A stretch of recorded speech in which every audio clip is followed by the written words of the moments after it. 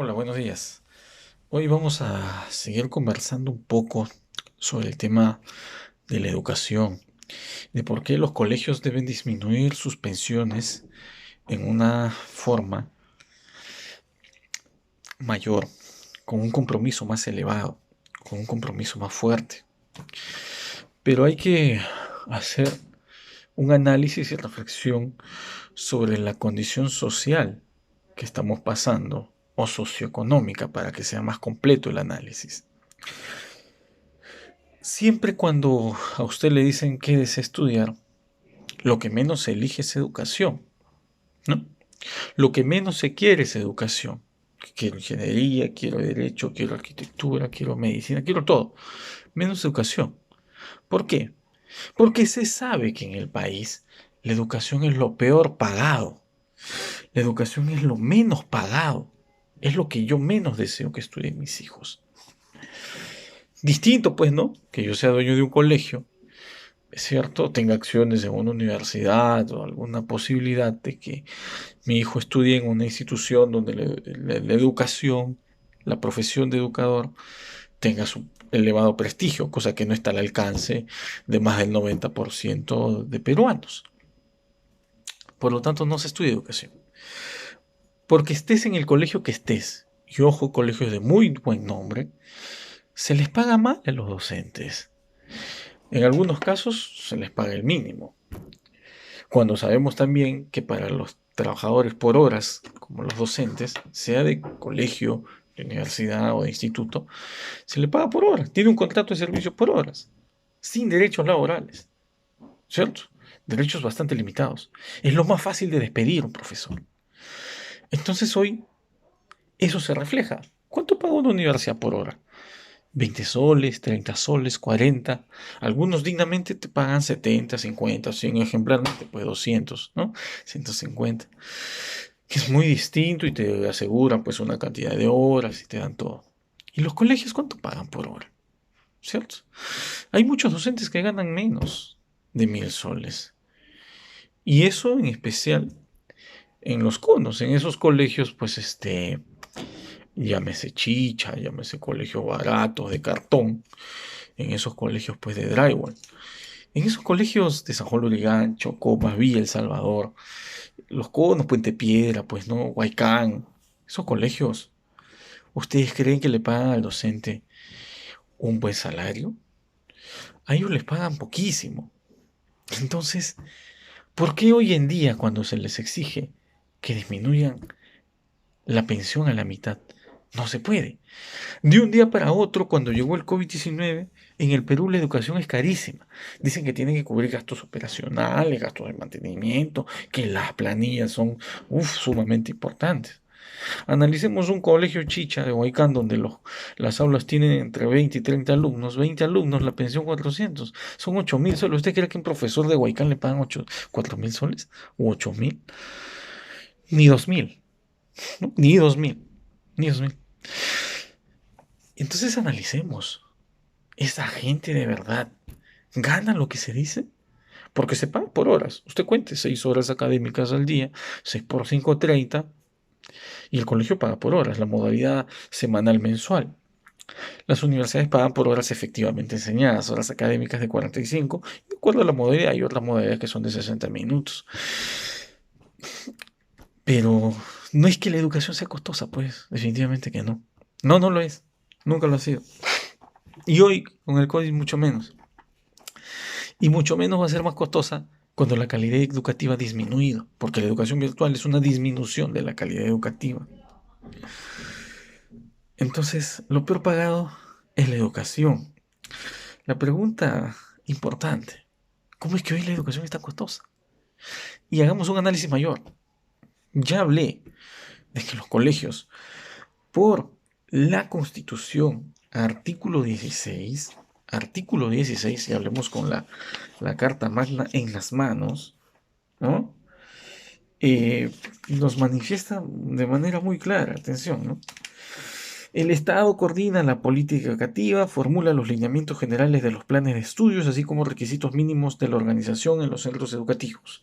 Supervisa su cumplimiento y la calidad de la educación. No la está supervisando. Es deber del Estado asegurar que a nadie se ve impedido de recibir educación adecuada por razón de su situación económica o limitaciones mentales o físicas. Se da prioridad a la educación. Ah, no sabía. En la asignación de recursos ordinarios del presupuesto de la República. Me quedo con el párrafo anterior, ¿no? La gente con limitaciones económicas, físicas o mentales. Pregunta, si la educación es inclusiva, esta modalidad vía Zoom gratuito que están usando todos, o el Classroom del Google, les pregunto una cosa, las personas con habilidades distintas, los niños con síndrome de Down,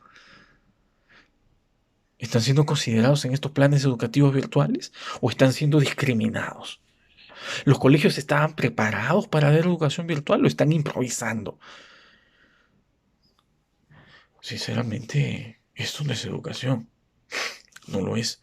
Se está haciendo una educación discriminativa. Y los ciegos, los sordomudos, ¿dónde quedaron? Entonces, no se puede hablar así. Aparte que los colegios no pagan IGB 18%, no pagan impuesto a la renta, ¿cierto? Según el artículo 65 de la Constitución, para que no digan que no tiene fundamento. No, la ley del IGB lo dice y la ley de impuesto a la renta lo dice. No paga el 29.5% de la renta. Pero ojo lo que dice. Artículo 64 de la Constitución. El Estado defiende el interés de los consumidores y usuarios. Para tal efecto garantiza el derecho a la información sobre los bienes y servicios que se encuentran a su disposición en el mercado. Así vela en particular por la salud y la seguridad de la población. Así vela por la seguridad de la población. Un poco difícil de creer. Un poco difícil de creer que está velando. Cuando tenemos un ministro de Educación que ha salido a decir que no tiene nada que ver, que ese es un tema de dos partes. El ministerio no puede intervenir. Señor, yo pago tributos para que tú hagas tu chamba. Y hagas tu chamba porque la chamba del Estado es velar por el bienestar de la sociedad. Y usted tiene que proteger al ciudadano, porque el ciudadano le paga su sueldo. Dice en el artículo 19, ¿no? Las universidades, instituciones superiores y demás centros educativos constituidos conforme a la legislación en materia gozan de la inafectación de todo impuesto directo e indirecto que afecte sus bienes, sus actividades y servicios propios de su finalidad educativa y cultural. No pagan. Según la Constitución Política del Perú y en la realidad también, ¿eh? ¿Qué más dice? En materia de aranceles de importación puede establecerse un régimen especial de afectación para determinados bienes, para las donaciones, becas, etcétera.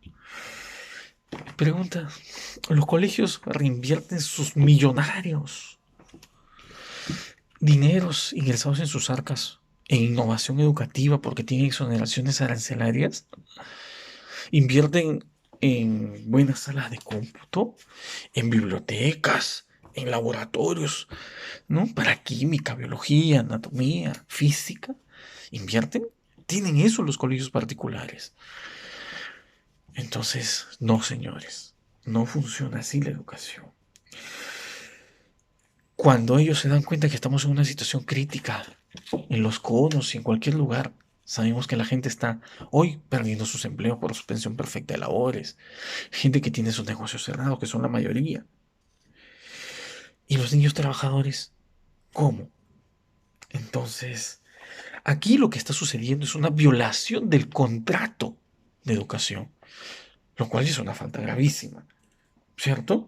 Entonces, ¿cómo es posible que los colegios tan inhumanos tengan nombres de sabios, de científicos, de gente ilustre, cuando no se comportan ni de manera santa, ni sabia, y mucho menos ilustre? Diría yo que la educación está en manos de gente demoníaca, de lo más bajo de esta sociedad, de lo que no pretende educar, de lo que no pretende sacar adelante una sociedad. ¿Y saben qué? Dense cuenta en manos de quién está la educación, en manos de lo peor. Y encima ellos van a pedir la subvención de su planilla del 35%. 35%. Escogimos mal, ¿no? Por eso estamos así.